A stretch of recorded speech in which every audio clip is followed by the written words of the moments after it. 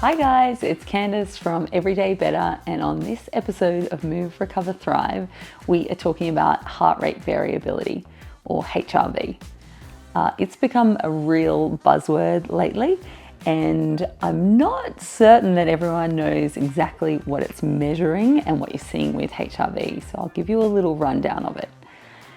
Now, here is a clue. HRV does not measure the health or the strength of your heart.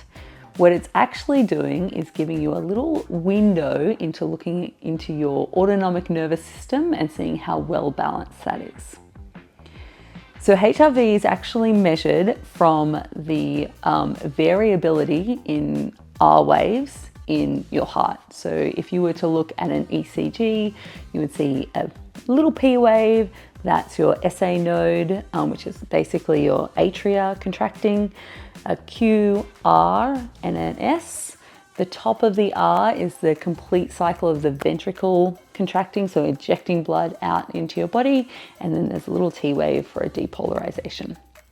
If you were to take a minute of someone's ECG, then you would see that every R wave, so what we call the R to R, it's not exactly the same each time, and you really don't want it to be.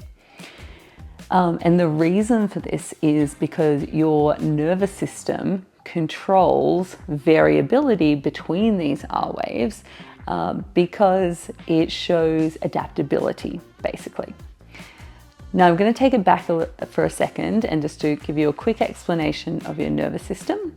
So think of it this way. Your brain is like the captain or the pilot of your nervous system, and then there's two big branches of your nervous system.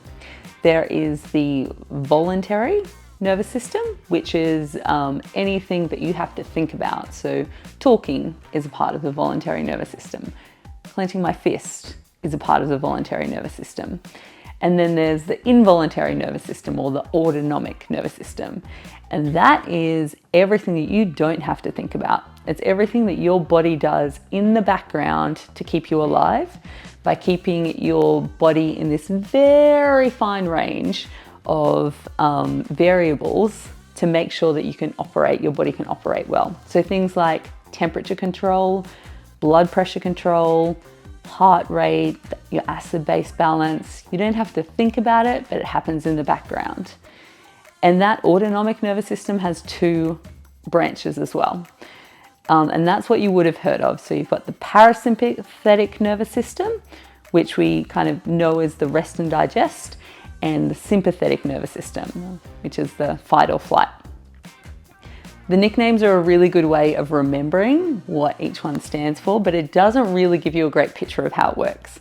It kind of makes you think that the sympathetic nervous system only comes into action if you're running away from a tiger, and the parasympathetic nervous system only comes into action if you're laying down after a big meal.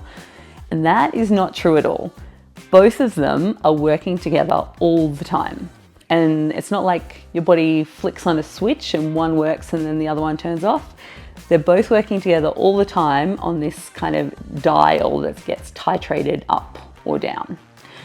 And you want them to be perfectly balanced and adaptable. So you need your body to be able to dial up the sympathetic nervous system a little bit, which it happens through adrenaline, or dial up the parasympathetic nervous system a little bit, which makes everything slow down, and that happens through acetylcholine. Now, the reason why this is important for your HRV is because your heart rate variability and your heart rate pulses is governed by your parasympathetic and your sympathetic nervous system. So for example, if I take a really deep breath and I expand my lungs and my thoracic cavity, that means that my heart rate speeds up a little bit.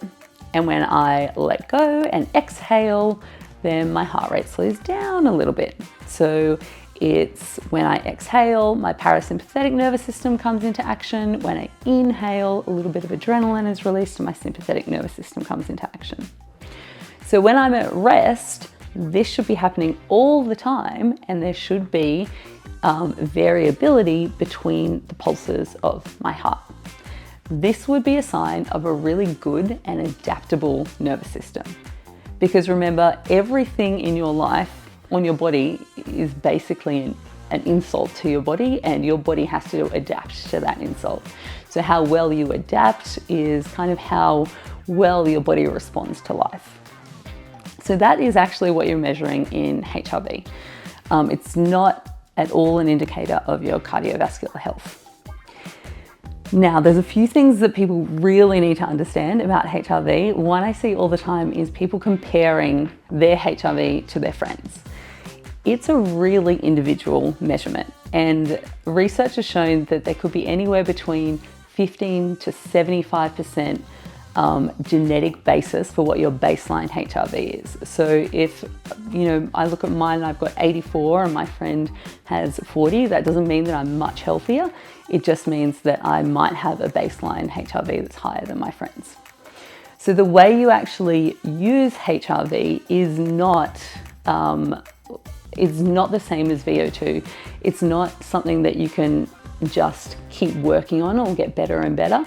It's more like you use it in a 7-day trend. So if you see that your HRV, which is normally, say it's sitting around 70 and it's trending downwards and your resting heart rate's trending up, then you need to realize that it's probably your body has a bit too much stress. It's being overridden by the sympathetic nervous system, and it's not going to be able to respond to stress for that much longer.